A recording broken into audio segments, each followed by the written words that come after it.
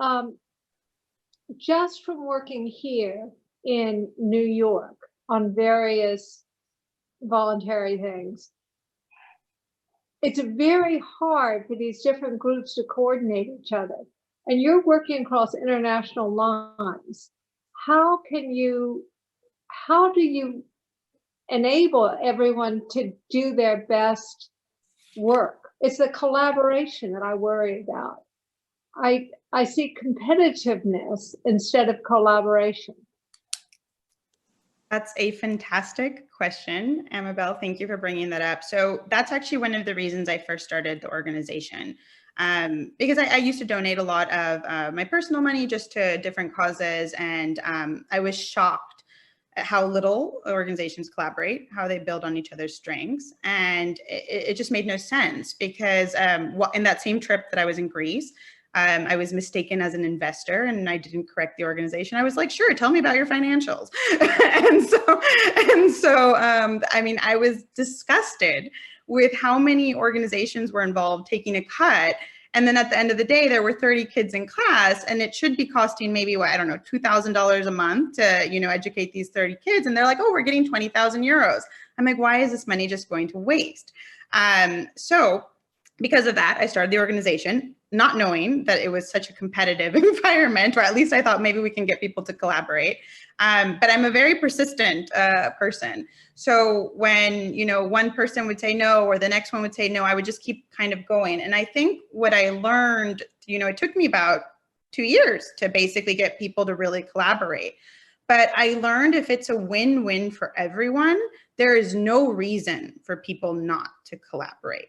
But you just need to find that common ground. So for instance, our local NGOs, the reason most of them don't collaborate with big NGOs is because they can't afford fancy curriculum or, trainings that cost $30,000. So I said, hey, we're going to give you the training and we're going to give you the curriculum for free. I just need you to let me use your building and, let us tap into your teachers so we can train them. So they were like, fantastic.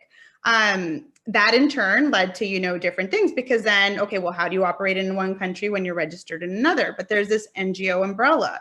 So then you have to kind of let the government know, hey, we're doing this. We want to make sure we're in your borders. We don't want to piss you off. We want to make sure that we're doing everything according to the book. And so there are a lot of loopholes in the humanitarian, sector, but it's knowing how to connect the dots. And there's not a lot of organizations that want to connect the dots. But if you can connect them, it's a win-win for everyone. I mean, it makes no sense if I was a government and I have, I don't know, millions of kids in my border inside my country and they're being uneducated. I mean, it's a security risk. What's going to happen when they grow up? Why wouldn't I want to do something to solve the problem? But obviously they might not have the money, or they have other priorities, there's pressing issues. So if someone presents a solution to them that says, hey, I can help you with doing this, but we need to get, the private sector or this corporation or whatever involved, there is a way to do it. It just needs to be framed in a way that pushes everyone's agenda forward. Thanks so much. No, that was a terrific answer. And that's a terrific question too. And I think, Danielle, I think the key is also the fact that you provide a template of a curriculum. Yeah. I'll give a good example in Bangladesh. So in the Rohingya camps, you can't educate the Rohingya children in certain languages, and there's all these laws. So technically, we wouldn't be able to work there, but we provide child protection.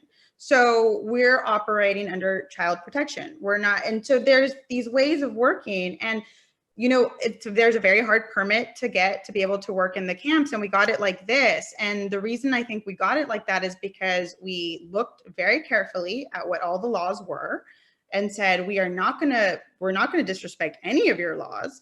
On the contrary, we're going to provide something that's going to help not only the Rohingyas, but also, 75% of our program is helping Bangladeshi children. And so there was really no reason to say no. Yeah. So this is a good model to work not just with the displaced children from elsewhere, but also within the country. Exactly. Right. So